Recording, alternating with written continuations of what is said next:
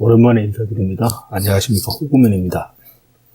지난 11월 27일 이낙연 민주당 당대표의 코로나 확산 추세에 따른 멈춤기간 호소에 동참코저 녹음을 중단한 지 3주째 접어들고 있습니다. 코로나19의 확산 추세는 아직 잦아들고 있지 않으니 당분간 녹음실에서 녹음하는 건 어려울 듯 합니다. 그렇다고 계속 업로드 없는 채로 놔두는 것도 청취자분들에 대한 도리는 아니고 그래서 녹음실에서 녹음을 다시 재개할 수 있을 때까지 비정기적으로라도 이렇게 1인 녹음 방송을 올릴 예정입니다. 저만 올린다는 건 아니고 다른 분들도 곧 올리지 않겠나 싶습니다. 제가 올려달라고 요청하거나 지시할 수는 없으니까. 네. 음질이나 잡음 같은 스튜디오 녹음에 비해 가지고 퀄리티가 많이 떨어질 텐데 미리 양해의 말씀 구합니다. 녹음을 쉬고 있는 사이에도 여러분들께서 후원을 보내주셨습니다. 팟빵을 통해서 골드문님, 직잭직님, 나그네의 꿈님, 계좌를 통해서 귀여운지니님, 너너와 다나와님이 후원을 보내주셨습니다. 청취자 성원 늘 감사합니다. 올 초부터 이제 겨울 즈음에 3차 웨이브가 찾아올 거다, 그런 예측이 없진 않았는데, 이제 막상 닥치니까 아무래도 좀 부정적인 그런 생각이나 감정들이 슬슬 밀려오고 있습니다. 근데 그런 와중, 그렇다 해도 지금껏 그래왔듯이 정부를 신뢰하고 방역수칙을 계속 지켜나가고 그러다 보면은 이것도 이제 극복되지 않겠나라고 그렇게 생각을 합니다. 이런 와중에, 또 지금껏 그랬던 것처럼 코로나19 국면에 있어서 이 위기 상황을 홍보수단으로 삼고 있는 이재명 지사의 행태들은 여전합니다. 네, 여전하다기보다 요 근래 들어서 좀 또 심해진 감이 있습니다. 가장 최근의 이슈라면은 아무래도 경기대 기숙사를 코로나 치료센터로 전환하면서 불거진 각종 논란들일 텐데, 뉴스 팔로잉 해오신 분들은 잘 아시겠지만은, 혹시나 모르실 분들을 위해서 이제 말씀을 드리자면은, 지금 기숙사에 입주 중인 학생들의 주장하고 경기도청의 주장이 다릅니다. 근데 언론은 이제 경기도청 주장만 적극적으로 이제 알리는 모양새에 가깝다고 할 수 있습니다. 처음에 이제 12월 13일 연합뉴스발로 이제 이런 기사가 처음 올라왔습니다. 이재명 치료시설 긴급동원조치 착수, 대학 기숙사 첫 강조 확보. 이제 기사 내용은 전시 상황에 준해서 엄정 대응에 돌입했다. 그 다음에 경기대학교 측은 수용 여부를 내일 논의하겠다. 그리고 이제 이재명 지사는 서울, 인천 공동행동 여의치 않으면 경기도만 3단계 격상도 검토하겠다. 이렇게 얘기를 했습니다. 지금 이제 3단계 자기는 할 거라고 지금 계속 움풀 중이고 5인 이상 집합금지 명령도 내리겠다. 그런 식의 이야기도 하는데, 이건 사실 정부 방침하고 맞지도 않고, 정부 방침에는 3단계로 격상시키면 10인 이상 집합금지로 아마 되겠을 겁니다. 네. 일단은 좋습니다. 전시 상황에 준한 엄정 대응 할 수 있고, 또 지금이 준전시에 가깝다고 보는 입장이기 때문에, 그런 말 하는 거, 그런 식으로 조치를 취하겠다고 하면은, 그건 일정 부분, 그 입장 자체는 동의합니다.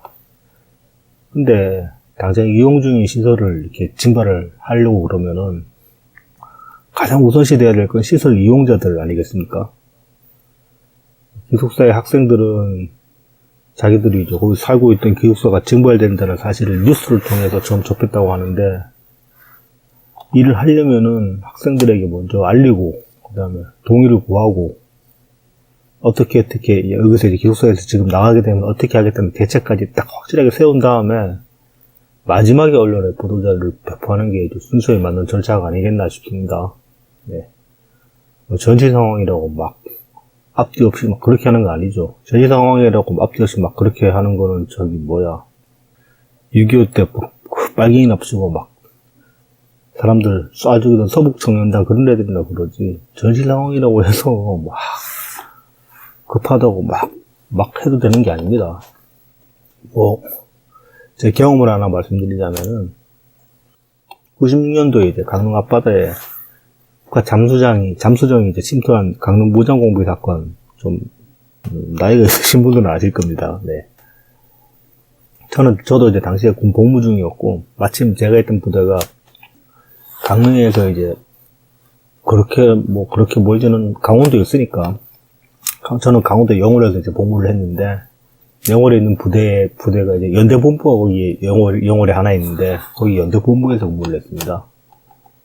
이제 연대본부 군수과에서 제가 근무를 했었는데, 그래서 잠수정이 뜨는 날, 그날 바로 이제 작전 현장에 투입이 됐었는데, 저희 부대 거의 전원이, 부대에서 이제 경비볼 최소한의 인원만 남겨놓고 다 갔는데, 그날 아침에 이제 거기 출동을 하려고 보니까, 부대에 있는 차량들만으로 부대 병력들을 다 강릉으로 이동을 시킬 수가 없는 겁니다. 그래서 이제, 영월 시내에 있는 버스들을 징집을 했죠. 징발을 했는데, 이게 이제 그냥, 막 아침에 급하게 무턱대고 하는 게 아니라, 대간첩 상황이나 아니면 전시 상황에서 이런 차량을 어떻게 징발할 것인가 이런 것도 다 작전 계획에 사실은 포함이 되어 있습니다. 그리고 이제 평시에도 보면은, 한 번씩 이제 통지가 되죠. 전시에 이제, 징발될 차주들에게 이제 통지가 되죠. 제가 있던 부대 같은 경우는 부대 이제 주임원사나, 그 다음에 이제, 본부중대, 행정보호관 같은 사람들이, 영월에서 이제 꽤 오래 살았으니까, 아무래도, 지역 주민들하고 유대 관계가 좀 돈독한 편이었습니다. 청년회 활동 같은 것도 하고 해가지고. 그래서 이제, 징발하는 차주들하고도 이제 다 아는 사이고 하다 보니까, 좀 더 이제 신속하게, 징발을 실행을 할 수가 있었죠. 근데 이제, 이 차주들 같은 경우는 이게 당장 생계수단하고 연계가 되어 있으니까, 아무리 지난 사이라고도 차를 쉽게 내줄 수는 없는데, 이제, 이 차를 징발하고 나서 보상을 어떻게 하겠다, 그런 거에 대한 이제 약속을 했고, 그 다음에 평소에 이제 신뢰관계가 확실하게 있으니까, 비교적 수월하게 이제, 징발을 한 셈입니다. 반면에 이제 이재명 지사는 14일날, 그래서, 월요일날, 경기대 기숙사 학생들하고 면담을 가졌는데, 그 자리에서 이제 말을 하기를, 우리도 금요일에 갑자기 결정돼서 주말이라 협의가 어려운데, 우리도 학교하고만 지금 당장 학교도 사실은 일방적으로 통보를 당하는 입장이라 매우 당황스러울 것입니다. 이렇게 말을 했습니다. 이게 이제 주어 소설도 하나도 안 먹고 완전 비문인데, 이게 대화 중에 나온 말이고, 어떻게 말이 딱딱 끊어지고 이어졌는지를 이제 명확하게 알 수가 없기 때문에, 그건 비문인 건 그렇다 쳐도, 여기서 가장 저는 문제가 된다고 본 게, 책임지려는 자세가 없습니다. 금요일에 갑자기 결정돼서라고 말을 했는데, 결정돼서가 아니라 이제 결정을 한 거죠. 결정을 내린 거죠. 이재명이 책임자니까. 근데 이제 이렇게 결정돼서라고 말했다는 거는, 자기가 이제 주체가 아니라 객체로서 이제 결정을 통보받은 그런 입장인 것처럼 이야기를 한 거는, 책임 회피하려는 그런 어떤 무의식적인 반영이 아닌가. 그렇게 저는 생각합니다. 네. 평소 말버릇이 이렇다는 거죠. 자기가 좀 불리한 상황에서는 책임, 이제 한 발짝 빼려고 이런 식으로 방어적으로, 수동적으로 이렇게 이제 표현을 해버린다는 거죠. 그리고 이제 일방적 통보라고 학교 측도 당황스러울 것이다라고 하는데, 그걸 안다면 애초에 엄포를 안 했어야죠. 엄포를 안 하고 학교하고 학생들하고 확실하게 협의를 한 다음에, 결정된 다음에 이제 언론에 대고 이야기를 해서도 늦지 않은 거 아닙니까? 이거 실질적으로 중요한 거는 이 코로나 치유센터를 빨리 만드는 거지, 그걸 언론에 빨리 알리는 게 아니지 않습니까? 이재명이 하는 일이 늘 이런 식입니다, 보면은. 언론 플레이가 항상 우선인 것처럼 보입니다. 그러니까 보면은 지금 당장 살고 있는 데서 나가야 될 학생들이 가질 당혹스러움 같은 것보다 자기의 언론 플레이의 욕망이 우선이 되는 거죠. 네. 그 뒤에 이제 16일 밤늦은 시간에 경기도청에서 이제 SNS상에서 일어난 문제 제기에 대해서 또 이제 특정 트윗 하나 이제 캡처 떠가지고 닉네임만 가려놓고 그대로 올려놓고, 이거 저격이죠, 완전히네. 사전 협의 없이 잘못됐다는 사전 회의 없이 학생들을 퇴거시켰다는 지적은 잘못된 사실이라고 온라인으로 홍보 자료를 게시를 했습니다. 뭐 SNS에도 올리고 경기도청 블로그에다가 보면 똑같은 이제 그 글이 올라와 있습니다. 11일에 이제 기숙사 측과 실무적 협의를 거쳤고 12일에 공문을 발송했다고 이제 뭐 그런 식으로 해명을 했는데 이건 또 14일에 했던 말하고 또 배치가 됩니다. 왜냐하면은 14일에 이재명은 뭐 갑작스럽게 결정돼가지고 협의가 어렵다라고 얘기를 했는데 뭐 도청에서 지금 해명하기로는 11일부터 지금 뭐 협의를 거쳤다라고 얘기를 해버리니까 이건 말이 앞뒤가 안 맞는 거죠. 아무튼 경기도청이 이제 뭐 사실은 이렇습니다 라면서 그렇게 좀 해명 자료를 앞시고 내놨고 여기에 대해서 학생 측이 이제 반박을 했습니다. 반박 요지는 대략 이렇습니다. 뭐 아직 학기 중이고 기말고사 기간 중에 갑작스럽게 일방적 통보로 쫓겨났다. 그러니까 되게 그렇다 당황스럽고 지금 뭐 그렇다. 그다음에 이제 그 일방적 통보라는 것도 기사를 통해 알게 되었고 경기도청의 해명에서는 뭐 이제 뭐 그 퇴거에 관한 계획이나 그다음에 지원 그런 것들이 확실하게 대책이 이제 서 있다라고 얘기를 했는데 실제로 그런 대책을 접한 게 없다라고 학생들은 주장을 하고 있습니다. 그리고 이제 도청의 해명 자료에는 학교 측과 협의한 것으로 나와 있는데 경기대학 기숙사는 민자 기숙사라서 이제 시공사인 서희건설의 소유고 그 협의 대상이 서희건설이 됐어야지 경기대학하고 협의하는 건 아무 의미가 없다는 겁니다. 학교 측은 기숙사에 대해서 권한도 책임도 없다라고 이제 학생들은 주장을 하고 있습니다. 여기에 대한 신뢰로 든 게 뭐냐면은 올해 1학기에 이제 코로나 때문에 기숙사 입소가 취소가 됐는데 선입금한 기숙사비에 대한 환불이 아직까지 이루어지지 않고 있다고 합니다. 그러니까 서희건설 측에 이제 돌려달라고 요청을 했는데 환불이 안 되고 있고 학교 측이 여기에 관해서 어떤 조치도 취하지 않고 있다고 합니다. 이건 이제 결국 학교가 그 기숙사에 대한 권한도 책임도 없다는 얘기가 될 수 있는 거죠. 이렇게 결과가 이렇게 나왔다는 거는. 서울시립대도 지금 기사를 보면은 기숙사를 생활치료센터로 활용한다고 하는데 서울시립대가 그 생활치료센터를 이제 기숙사를 생활치료센터로 전환하는 데 있어가지고서 시립대 학생들이 이렇게 들고 났다는 뭐 이야기는 들어본 적이 없습니다. 서울시는 시장도 없잖아요, 지금. 그러니까 시장도 없는 서울시 행정력만도 못한 게 지금 경기도청의 행정력이다라는 이야기가 되는 거죠. 이럴 거면 진짜 경기도도 이재명 없는 편에 더 잘 굴러갈지도 모르겠다 싶네요.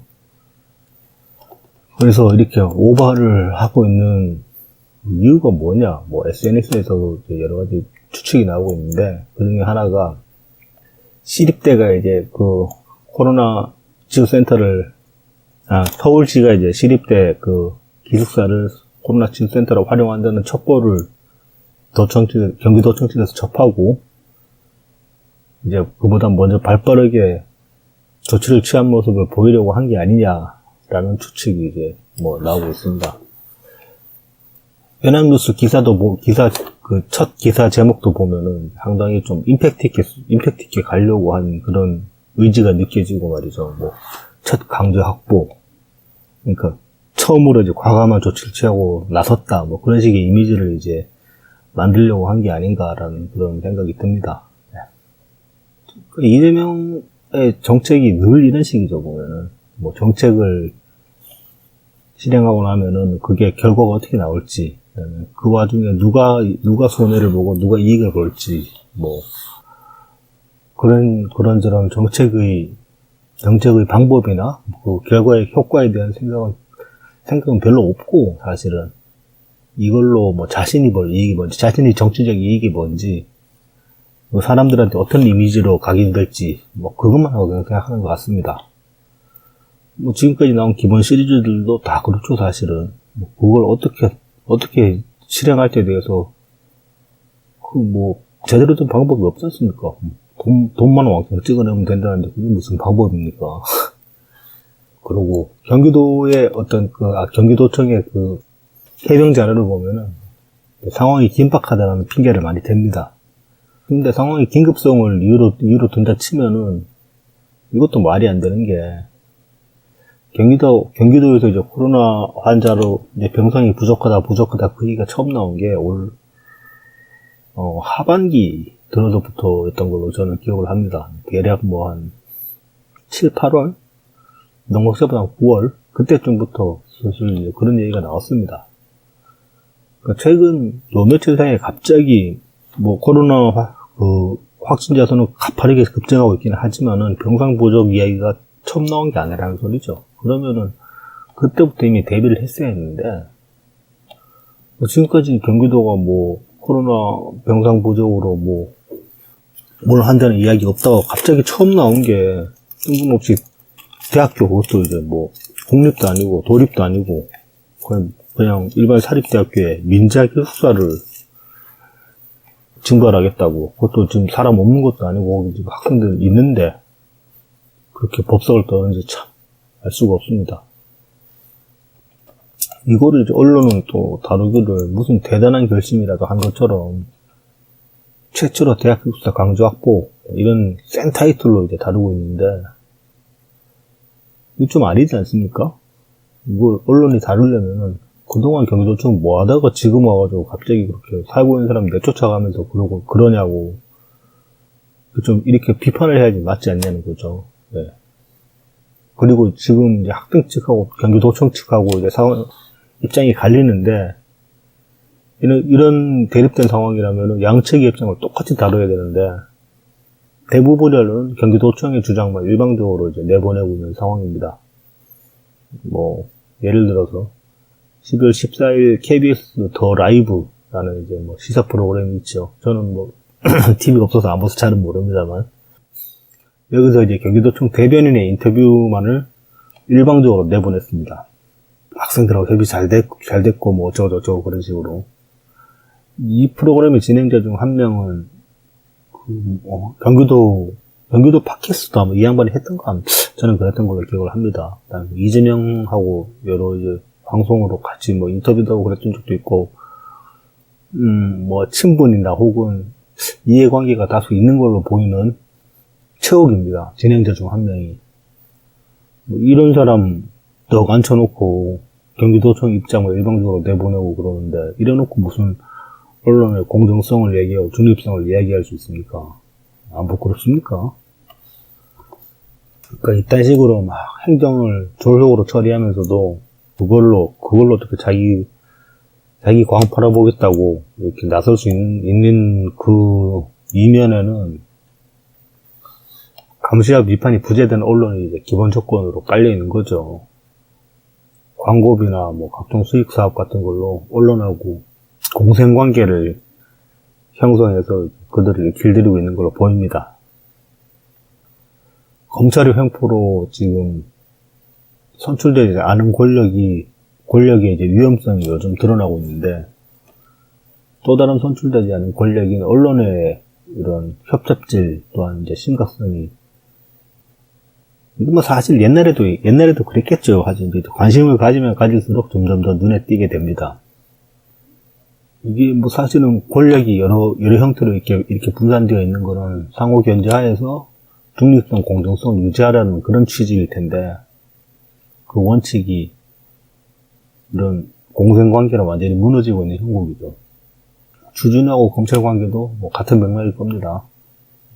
이 낙곰수나 EJ 같은 그런 팟캐스트들을 통해서 이제 부각된 이 사람들을 언론인이라고 하죠. 언론사를 만든 사람도 있으니까. 뭐 일군의 이제 이 등장한 새로운 언론인들은 기성 언론에 대한 불만을 등에 업고 이제 그렇게 큰 사람들이죠. 말하자면 대안이죠.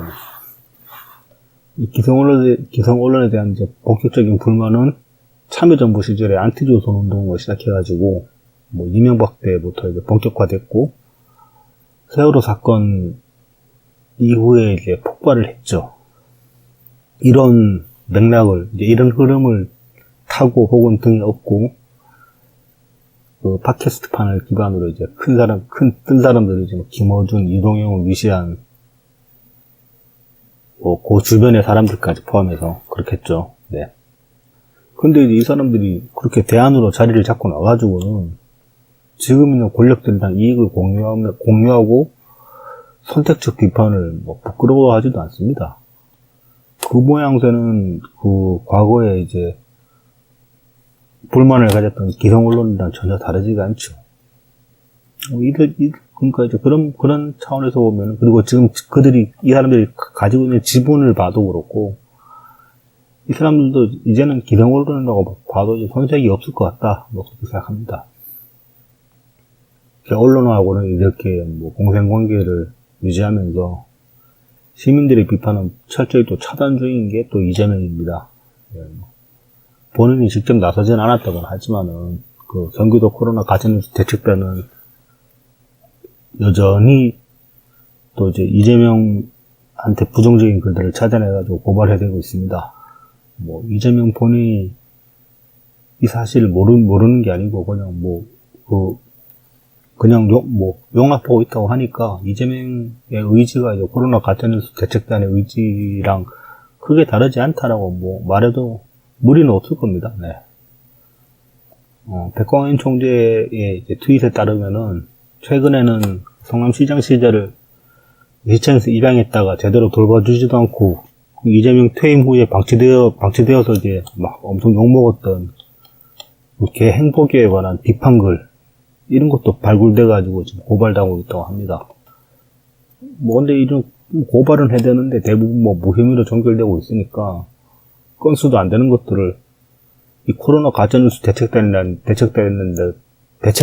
데가 그냥 일반인들이 있는 데도 아니고 변호사가 여러 명이 포진해 있는 그런 단체인데 여기서 건수 안 되는 거 모르고 고발했겠습니까? 아니죠. 그냥 사람들 고발해서 이제 고발로 겁박하는 그것 말고는 별로 왜 고발하지 않아요? 고발의 의도가 이제 저는 짐작이 안 됩니다.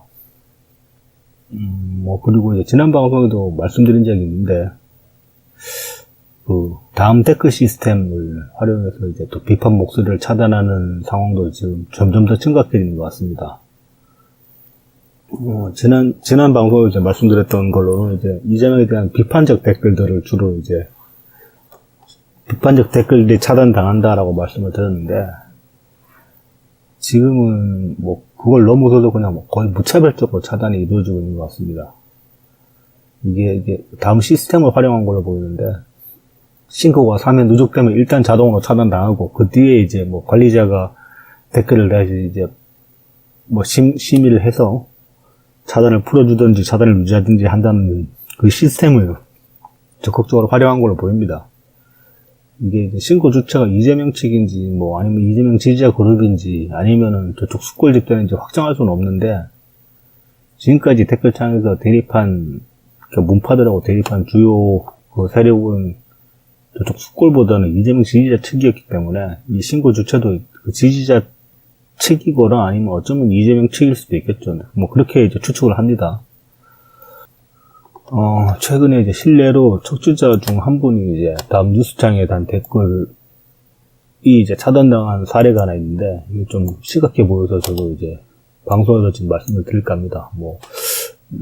그 당사자분께 동의를 하고 나타나가지고, 이 댓글 다신 분이 어느 분인지는 말씀을 드리진 않겠습니다만, 아마 아시는 분들은 아실 만한 분들은 아실 거고, 이제 어떤 댓글이냐면은, 지금 이 글로벌 위기에 문재인 보유국이라니 하나님 아버지 감사합니다.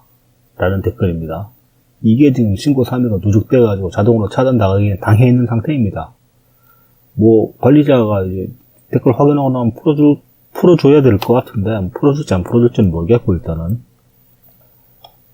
이건 이제 이재명 비판도 아니고, 문재인 대통령에 대한 지지의 댓글인데, 이런 댓글이 3회 신고가 누적돼가지고 차단당한다는 거는 그냥 닉네임을 특정해가지고 그냥 무차별적으로 신고를 하는 건지, 아니면은 이재명 비판글이랑 대통령 지지글 둘 다를 찾아내서 이제 계속 신고를 때리는 건지 모르겠지만 아무튼 심각해 보입니다. 그리고 이게 3회가 댓글 이런 댓글이 신고 3회가 누적됐다는 거는 조직적으로 움직이고 있는 게 아닌가라는 의심이 듭니다. 아니면 혹은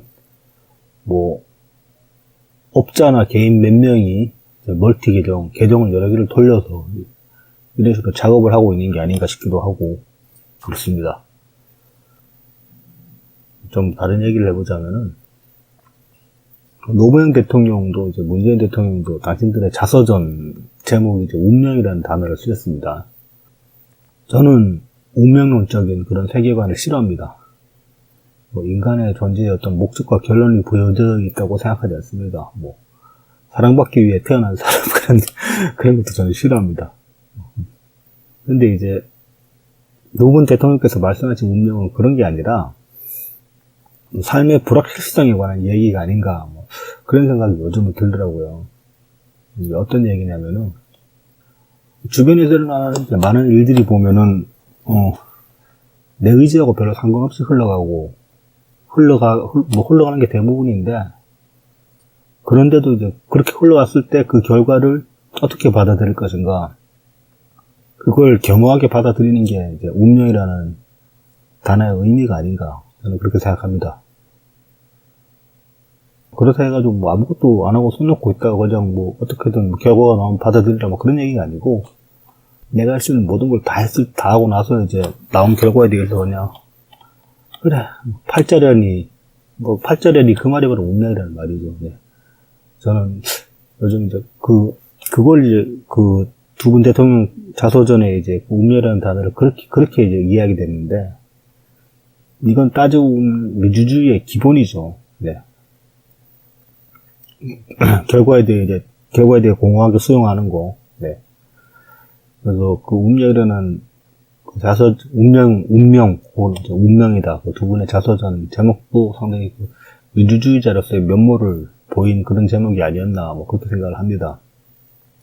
뭐, 이걸 이제 이렇게 겸허하게 받아들이려면 전제되어야 될 거는 이제 과정의 공정함, 이거밖에 없는 거죠.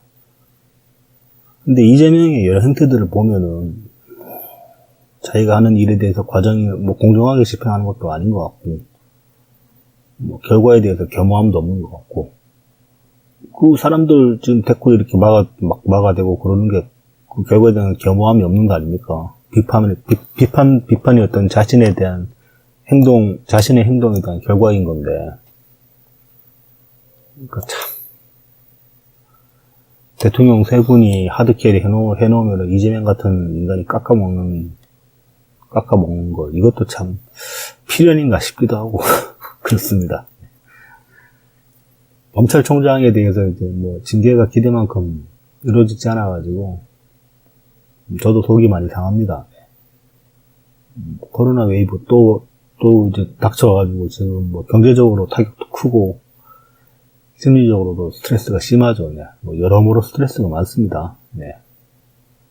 하지만 뭐 서두에서도 말씀드렸듯이 뭐 지금껏 해왔던 것처럼 버티고 뭐 그러면서 이제 정부에 대한 믿음을 놓지 않고 있다 보면은 또 이 또한 지나갈 것이고 지금보다 한 걸음 더 나아갈 수 있을 거라고 저는 그렇게 생각을 합니다. 네.